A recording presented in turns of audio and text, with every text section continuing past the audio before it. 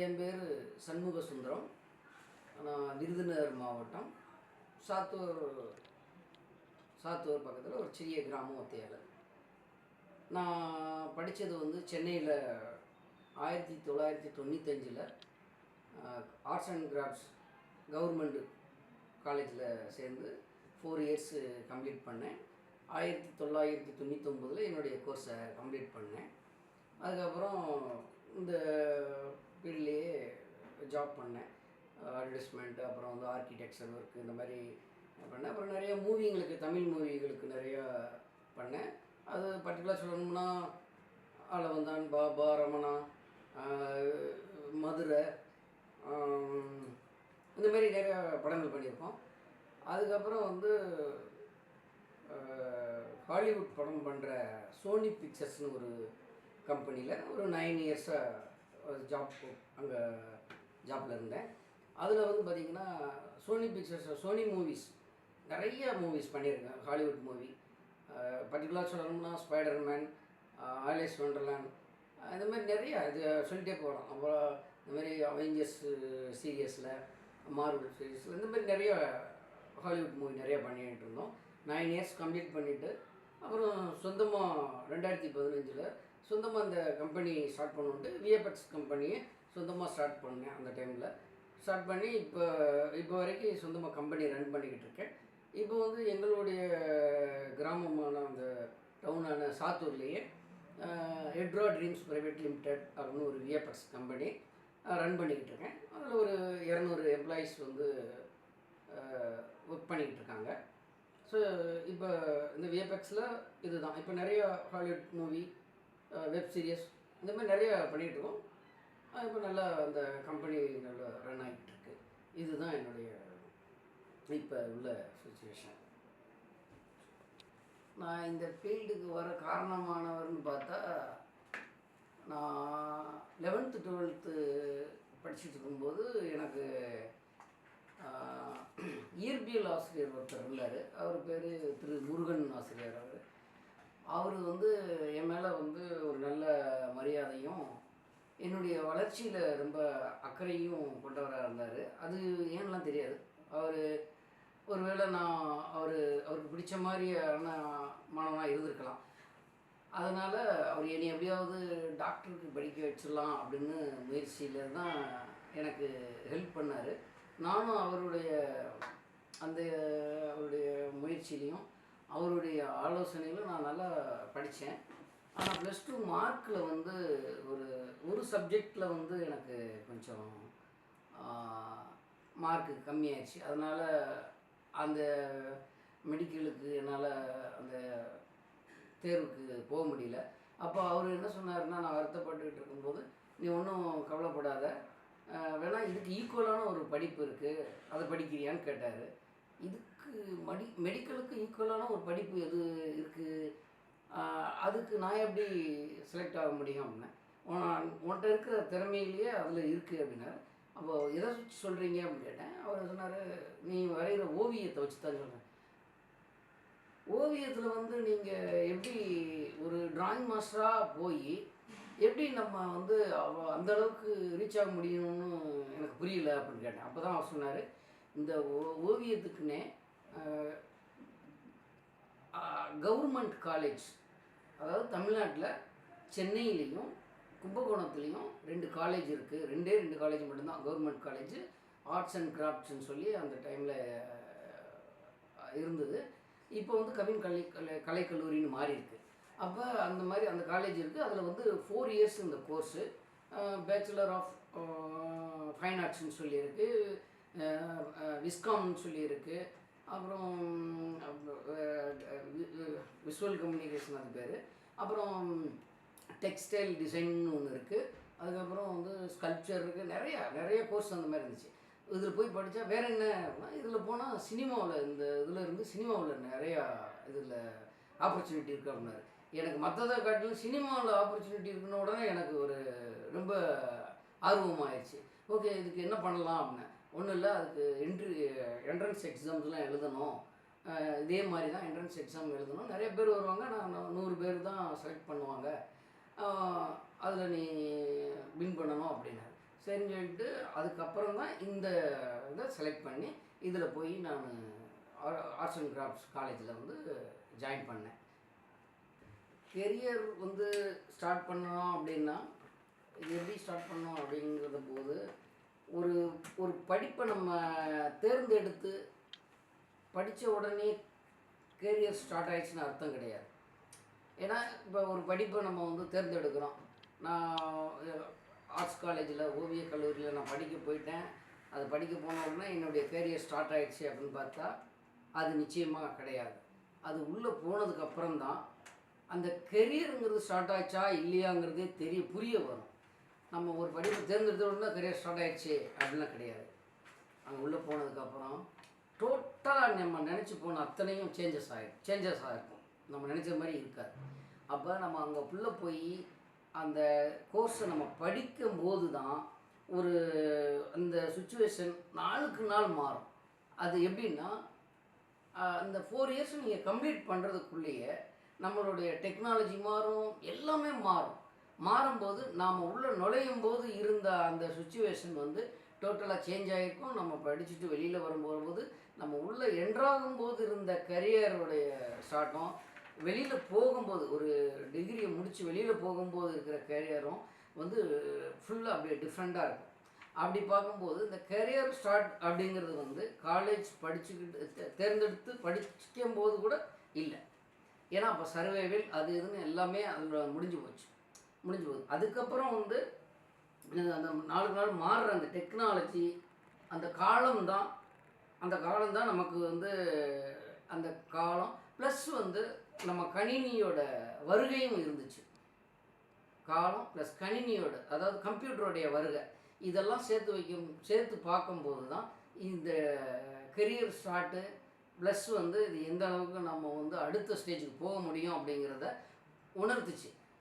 நல்லா பார்த்துக்கோங்க. ஏன் அதை சொல்கிறேன்னா, உள்ளே என்ட்ராகும்போது இருந்த சுச்சுவேஷன் வேறு. நம்ம ஓவிய கல்லூரிக்கு போகிறோம், படிக்கிறோம், சினிமாவில் ஏதாவது பண்ணிடுவோம் அப்படிங்கிற ஆசையோட கனவுகளோடு வருவோம். ஆனால் வெளியே போகும்போது அதுக்குள்ளே டெக்னாலஜி வளர்ந்து கம்ப்யூட்டர்னு ஒன்று வந்துருச்சு. அப்போ கம்ப்யூட்டர்னு வரும்போது நான் முதல்ல போன அந்த இதுக்கும் சம்மந்தம் இல்லாமல் போகுது. அப்போ நான் வந்து அடுத்தது என்ன பண்ண வேண்டியதாகி போச்சு.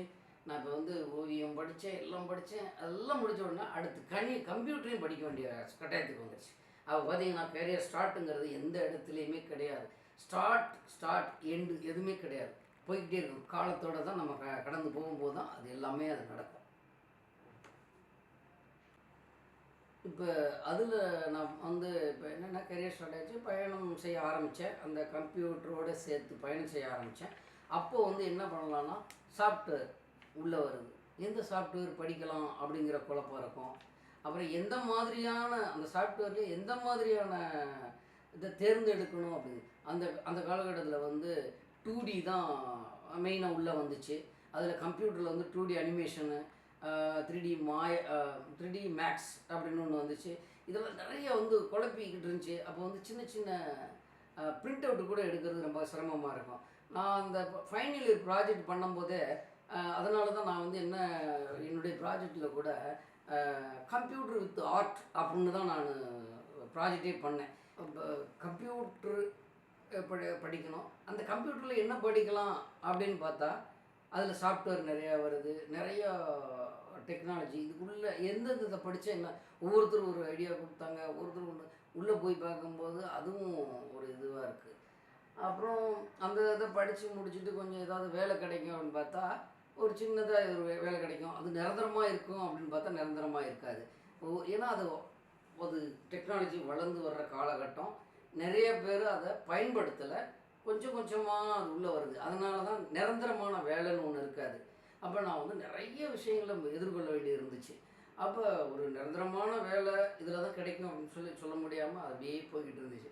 ஒரு கட்டம் வரும்போது தான் ஒரு ஸ்டேபிள் ஆகும். அந்த நேரத்தில் நம்ம எப்போ அது வருதோ அந்த நேரத்தை நம்ம கேப்சர் பண்ணிக்கணும். ஆனால் எதுக்குமே நாம் ஒரு இது வச்சு போக முடியாது. இப்போ நாம் ஒரு படிப்பை தேர்ந்தெடுத்து அதை படிக்க ஆரம்பித்த உடனே நம்ம கெரியர் ஸ்டார்ட் ஆகிடுச்சின்னு சொல்ல முடியாது. ஏன்னா நம்ம கெரியர் இதுதான் நினச்சி தான் ஒரு படிப்பை தேர்ந்தெடுத்து நம்ம படிக்க ஆரம்பிக்கிறோம். ஆனால் அது உள்ளே போய் படிக்க ஆரம்பித்த உடனே 4 இயர்ஸ் கோர்ஸ் கம்ப்ளீட் ஆகிறதுக்குள்ள அந்த கெரியர் நம்ம என்ன நினச்சி உள்ளே ஃபஸ்ட்டு போனோமோ அதுக்கு நேருக்கு மாறாக இருக்கும்.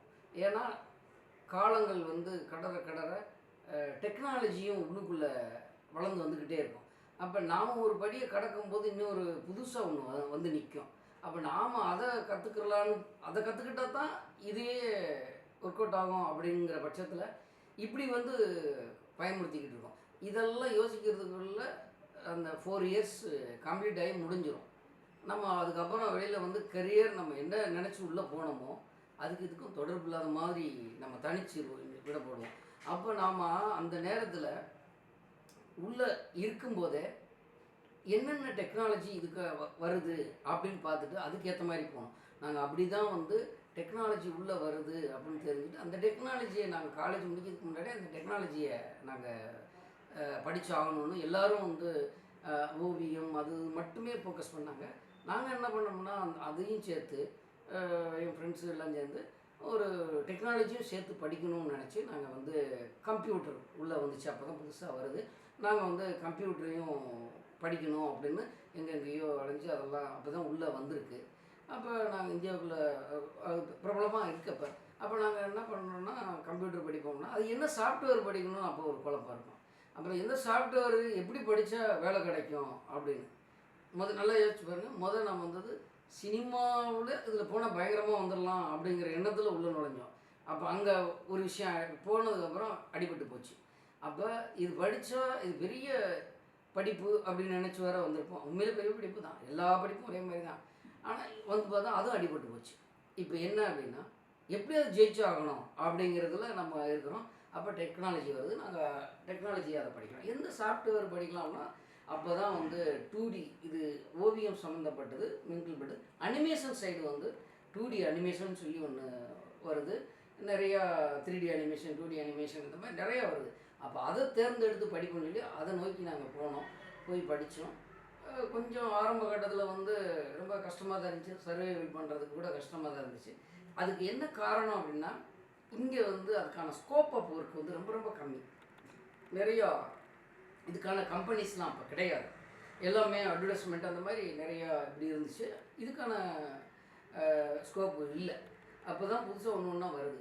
ஒரு குறிப்பிட்ட காலகட்டத்தில் வந்து இது சின்னதாக நாங்கள் பண்ணிக்கிட்டு இருந்தோம்.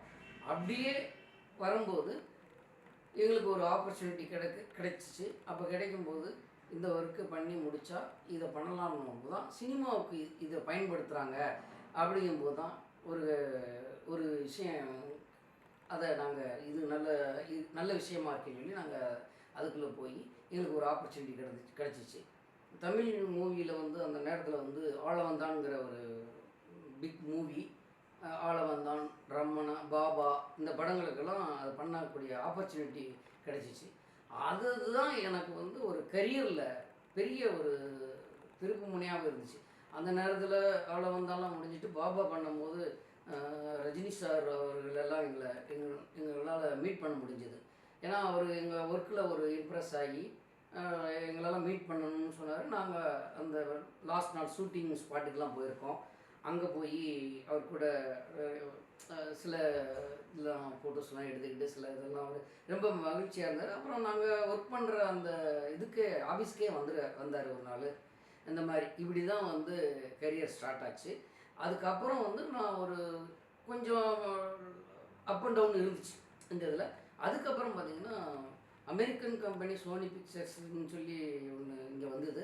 அதில் நான் ஜாயின் பண்ணி வேலை பார்த்தேன். 9 இயர்ஸ் ஒர்க் பண்ணேன்.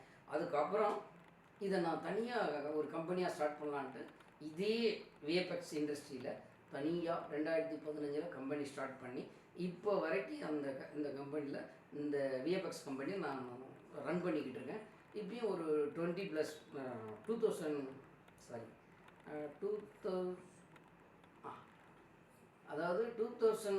அந்த டைமில் இந்த கெரியரை ஸ்டார்ட் பண்ணது.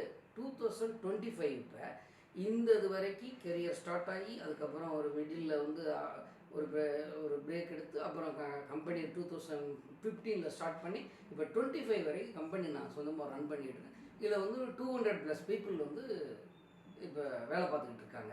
இதுதான் நான் வந்து சாதனைன்னு சொல்ல முடியாது. இதை இது வந்து ஒரு என்னுடைய முயற்சியில் இது ஒரு பெரிய முயற்சி அப்படின்னு சொல்லுவோம். ஆமாம், இதுக்கு குவாலிஃபிகேஷன் இருக்குது. அதை வந்து பர்டிகுலராக படிக்கிற படிப்பையும் கற்றுக்கிற இதையும் வச்சு குவாலிஃபிகேஷன் சொல்லிட முடியாது. ஸோ அது ஒரு திறவுகோல் மட்டும்தான். ஆனால் உண்மையான குவாலிஃபிகேஷன் ஒருத்தருக்கு வந்து இந்த ஃபீல்டுக்குள்ளே உண்மையாக வரணும்னா உண்மையான குவாலிஃபிகேஷன் சொன்னால் அவருடைய விடாமுயற்சியும் அவங்களுடைய தன்னம்பிக்கையும் மட்டும்தான் இதுக்கு குவாலிஃபிகேஷன் நான் சொல்லுவேன். ஏன்னா ஒரு கட்டத்தில் வந்து இதுக்குன்னு ஒரு தனியாக படிப்பு படித்து வந்துக்கிட்டு இருந்தாங்க, ஒரு கட்டம் இருந்துச்சு. இப்போ அப்படி கிடையாது. யார் வேணாலும் ட்ரெயின் பண்ணி அவங்கள வந்து இந்த இதை வேலை பார்க்க வைக்க முடியும். அந்த இதுதான் நாங்கள் கிராமப்புறத்தில் இருக்கிற மக்களை கூட நாங்கள் ட்ரைனிங் கொடுத்து இந்த ஒர்க்கை நாங்கள் பண்ணிகிட்ருக்கோம். நீங்கள் நிறைய லெஜெண்ட்ஸ்லாம் பார்த்துருப்பீங்க. நிறைய இடங்களில் ஒரு ஒரு சிட்டியில் தான் வச்சுருக்குங்கிற கட்டாயம் இருக்கும்போது சில பேர் வந்து இந்த மாதிரியான இடத்துங்களையும் வச்சு சக்ஸஸ் பண்ணியிருக்காங்க. அதை வச்சு நான் சொல்கிறேன். அதனால் இதுக்கு குவாலிஃபிகேஷன் சொல்லி தனியாக எதுவும் பெருசாக எதுவும் இல்லை, படிப்பு இருக்குது, அவ்வளோதான். அப்படின்னு பார்த்தா இது ரொம்ப இம்ப்ரெசிவானது வந்து பார்த்தா அதான் நான் லாஸ்ட் டைம் ஒரு கொஸ்டினில் சொன்னது மாதிரி ஆன்சர் பண்ண மாதிரி ஆளவந்தான் பண்ணும்போது, பாபா பண்ணும்போது, ரமணா பண்ணும்போது, அதுக்கப்புறமா வந்து தமிழ் மூவி முடிச்சுட்டு ஹாலிவுட்டில் நான் வந்து நிறைய மூவி வந்து பண்ணியிருக்கோம். ஸ்பைடர்மேன், அப்புறம் அவெஞ்சர்ஸ், இந்த மாதிரி ஒவ்வொரு நிறைய மூவிஸ் பண்ணியிருக்கோம். அப்படி பண்ணும்போது ஒவ்வொரு ப்ராஜெக்ட் பண்ணும்போது நான் வந்து அந்த சந்தோஷத்தை நான் உணர்ந்திருக்கேன். இதை ஸ்பெசிஃபிக்காக சொல்கிறதுக்கு எதுவும் இல்லை. எல்லா ஒரு ப்ராஜெக்டும் ஒரு கம்ப்ளீட் ஆகும்போது எனக்கு அந்த இது இருக்குது. ஆமாம், இது வந்து எப்படின்னா நம்ம ஜெயிச்ச எல்லாரையுமே நம்ம எடுத்துக்கிடுவேன். இது வந்து தனிப்பட்ட ஒருத்தரை எடுக்கணுங்கிறதில்ல. ஜெயிச்ச எல்லாருமே அவங்க அந்த ஜெயிச்சதுக்கு பின்னாடி அவங்க அவ்வளோ போராட்டத்தை அனுபவிச்சிருப்பாங்க. அதனால் ஜெயிச்ச எல்லாருமே அந்த மனிதர் தான். அது எப்பயுமே வந்து தன்னம்பிக்கையோடும் விடாமுயற்சியோடும் எந்த வேலையை எடுக்கிறோமோ அந்த வேலையை மட்டும் கவனமாக செய்கிறது மட்டும்தான் என்னுடைய அந்த இதுக்கு காரணம். இது எப்படின்னா இது எல்லாருமே கஷ்டம்னு நினைப்பாங்க. டெட்லைன் ஒரு பக்கம் இருக்குது, க்ரியேட்டிவிட்டியாகவும் இருக்குது. இந்த ஒர்க்கு எப்படி தான் பண்ணுறது அப்படின்னு போட்டு குழப்பிக்கிட்டோம். ரொம்ப ரொம்ப சிம்பிள். ஏன்னா நம்ம வந்ததே க்ரியேட்டிவிட்டியோடு தான் வந்திருக்கோம் உள்ள. அப்படி இருக்கும்போது க்ரியேட்டிவிட்டி பற்றி இப்போ கவலைப்பட தேவையில்லை. இன்னொன்று டெட்லைனுங்கிறது வந்து நம்ம ஃபோக்கஸ் பண்ணி ஒர்க் பண்ணுறோம், டைமிங்க்கு ஒர்க் பண்ணுறோம். அதனால் டெட்லைனை பற்றியும் கவலை கிடையாது. அப்படி இருக்கும்போது இந்த ரெண்டு விஷயமும் எனக்கு வந்து ஒரு பெரிய விஷயமா இருக்குது. ஏன்னா ஃபோக்கஸ் ஃபோக்கஸ் ஃபோக்கஸ், ஒரு ஒர்க் எடுத்து ஃபோக்கஸ், அவ்வளோதான். இது வந்து என்ன விஎஃப்எக்ஸ், இப்போ விஎஃப்எக்ஸ்ன்னு எடுத்துட்டா ஆமாம், அது வந்து மேஜிக்கல் கம்ப்யூட்டர் அனிமேஷன் அது அப்படின்னு தான் சொல்லுவாங்க. அது ஏன்னா மூவியில் தமிழ் சினிமாவில் பண்ணிக்கிட்டு இருக்கும்போது கூட இது கம்ப்யூட்டரில் பண்ணிடலாம், இது கம்ப்யூட்டரில் பண்ணிடுவோம் அப்படிங்கிற ஒரு டாக் இருக்கும். ஆனால் அது எந்த மாதிரி அங்கே ஒர்க் அவுட் ஆகுது அப்படிங்கிறது நிச்சயமாக அவங்களுக்கு தெரியாது. அது உள்ளே இருக்கிறவங்களுக்கு மட்டும்தான் தெரியும். இந்த ஃபீல்டில் இல்லாதவங்களுக்கு நம்ம புரிய வைக்கிறது கொஞ்சம் கஷ்டம்தான். ஏன்னா நீங்கள் சொன்னது மாதிரி இதுக்கு ஒரு ஃபேஷன் இருக்குது, இது எல்லாமே இருக்குது. அதை வந்து ரசிக்கிறோம். நான் இப்போ நான் வில்லேஜ் சார்ந்து தான் ஒரு கம்பெனி ரன் பண்ணிக்கிட்டு இருக்கேன். இங்கே இருக்கிற மக்கள் வந்து ஒரு டிகிரி முடிச்சிருக்காங்கன்னா அவங்கள கூப்பிட்டு வந்து ஒரு ட்ரைனிங் கொடுத்து இந்த விஎஃப்எக்ஸை நான் கற்றுக் கொடுக்குறேன் அப்படின்னா அதில் ஃபேஷனோடு வர்ற சில பேர் இருக்காங்க. சில பேர் வந்து ஃபேஷனோடு இல்லாமல் வந்து பண்ணுறாங்க. ஆனால் அதில் ரெண்டுக்கும் இருக்கிற டிஃப்ரென்ஸை வந்து என்னால் கண்கூட பார்க்க முடியுது. அந்த ஃபேஷனாக வர்றவங்க பண்ணுற ஒர்க்குக்கும் இந்த சும்மா சாதாரணமாக வந்து ஒர்க் பண்ணுறவங்களுக்கும் அவ்வளோ டிஃப்ரென்ஸ் இருக்குது. இந்த ஃபீல்டுக்கு வர்றவங்களுக்கு நம்ம சொல்கிறது என்னென்னா, ஒரு விஷயங்களை வந்து நல்லா அனலைஸ் பண்ணிவிட்டு ஒரு முயற்சியோடையும் எந்த ஒரு நேரத்துலையும் நம்ம அதை முயற்சி பண்ணிக்கிட்டே இருக்கும். அதாவது க்ரியேட்டிவ் இல்லையா, முயற்சியும் பயிற்சியும் இருந்தால் மட்டுமே இது போதுமானது. ஏன்னா அது நம்மளை சேர்க்க வேண்டிய இடத்துல கொண்டு சேர்க்கும். நிச்சயமாக இது ஒரு நல்ல கொஸ்டின் தான். ஏன்னா இந்த காலகட்டத்தில் வந்து எங்கே பார்த்தாலும் ஏஐன்னு தான் சொல்லுவாங்க. ஏஐ வந்து இதுக்கு முன்னாடியே வந்துருச்சு. அதை வந்து இப்போ தான் வந்தது மாதிரி இவங்க சொல்கிறாங்க. இது ரொம்ப காலத்துக்கு முன்னாடியே வந்துருச்சு ஏஐ. அதனால் இதை பார்த்து வந்து நம்ம ஆட்களை வந்து குறைப்பாங்க அப்படிங்கிறது பயம்லாம் நமக்கு தேவையில்லை. ஏன்னா ஒரு கட்டத்தில் கம்ப்யூட்டர் வரும்போது எல்லாருடைய எதிர்ப்பும் கம்ப்யூட்டர் மேலே தான் இருந்துச்சு. கம்ப்யூட்டர் வந்துச்சுன்னா எல்லா வேலையும் அது பார்த்துரும், அப்புறம் மனிதர்களுக்கு வேலை இல்லாமல் போயிடும். நீங்கள் நல்லா பார்த்தீங்கன்னா கம்ப்யூட்டர் வந்ததுக்கு அப்புறம் தான் நிறைய வேலை வாய்ப்புகள் வந்துச்சு. அதே மாதிரி ஏஐ வந்தாலும் இதுக்கப்புறம் நிறைய இதை விட அதிகமான வேலை வாய்ப்புகள் வரலாம். ஏன் அப்படி சொல்கிறேன்னா, ஏஐங்கிறது வந்து ஒரு மனிதனால் கண்டுபிடிக்கப்பட்ட கண்டுபிடிப்பு தான். அதனால் மொத்தமாக மனிதனை ஆட்கொள்ளணும் அப்படின்னு சொல்ல முடியாது. ஏன்னா அதுக்கு இன்புட்டு கொடுக்கறது, அதுக்கு உண்டான எல்லாத்தையும் கொடுக்கறது மனிதர்கள் தான். அதே மாதிரி ஆர்டிஸ்ட்டு சம்மந்தப்பட்ட சில இந்த விஎஃப்எக்ஸ் ஒர்க்கில் ஆர்டிஸ்ட்டாக பண்ணிக்கிட்டு இருக்கிறதுனால அது முழுசாக ரீப்ளேஸ் பண்ணுமான்லாம் சொல்ல முடியாது. ஏன்னா ஒரு ஆர்டிஸ்டோடைய க்ரியேட்டிவிட்டியை வந்து ஒரு ஏஐ பண்ணுமான்லாம் சொல்ல முடியாது. நம்ம கொடுக்குற இன்புட்டை வச்சு தான் அது வந்து அதுவே க்ரியேட் பண்ணும். அப்படி இருக்கும்போது ஆர்டிஸ்ட்டை வந்து ரீப்ளேஸ் பண்ணுமான்னா அது முழுசாக கிடையாது. ஆமாம். அப்போ வந்து ஸ்டார்ட் பண்ணுறப்ப வந்து உங்களுக்கு நிறைய ஒரு வேலையை எடுத்தோம்னா, ஒரு எக்ஸாம்பிளுக்கு வந்து ஒரு அட்வர்டைஸ்மெண்ட்டு. அந்த அட்வர்டைஸ்மெண்ட்டு வந்து நம்மளை பண்ண சொல்கிறாங்க அப்படின்னா, நம்ம ரெஃபரன்ஸ் எடுக்கிறதே ரொம்ப ரொம்ப கஷ்டமாக இருக்கும், சிரமமாக இருக்கும். எங்கேயாவது ஒரு லைப்ரரியை தேடி போகணும். அப்படி இல்லைன்னா மேகசின், ஏதாவது ஒரு மேகசின். இப்போ அப்படி கிடையாது. டெக்னாலஜிங்கிறதுனால கூகுளில் தட்டினாலும் சரி, யூடியூப்பில் தட்டினாலும் சரி, அப்படியே கொட்டி குமிச்சிருது. ஸோ இப்போ வந்து இப்போ இருக்கிற குவாலிட்டி வந்து அதிகமான குவாலிட்டி கொடுக்க வேண்டியது இருக்குது. அப்போ எது நீங்கள் பண்ணாலும் அது குவாலிட்டியாக மாறிடும். இப்போ வந்து நீங்கள் தனித்துவத்தோடு எது சிரமப்பட்டு பண்ணுறீங்களோ அதுதான் குவாலிட்டியாக மாறும். இதுதான் வித்தியாசம். இது ரொம்ப அருமையான கொஸ்டின்னு. இது வந்து என்னென்னா, சேஞ்ச் நம்மளால் எதுவுமே பண்ண முடியாது. எதையும் நம்ம இப்போ வரைக்கும் எதையும் சேஞ்ச் பண்ணல. ஆனால் நம்ம நினச்சிட்டு சேஞ்ச் பண்ணியிருக்கோம். இது சேஞ்ச் பண்ண முடியாதது வந்து நம்ம சேஞ்ச் பண்ணணும்னு நினச்சா நம்மளை மட்டும்தான் சேஞ்ச் பண்ணணும். எப்படின்னா, காலத்தோடையும் டெக்னாலஜியோடும் சேர்ந்து பயணிக்க கற்றுக்கிடணும். இதுதான் சேஞ்ச். மற்றபடி வேறு எதையும் நம்மளால் சேஞ்ச் பண்ண முடியாது.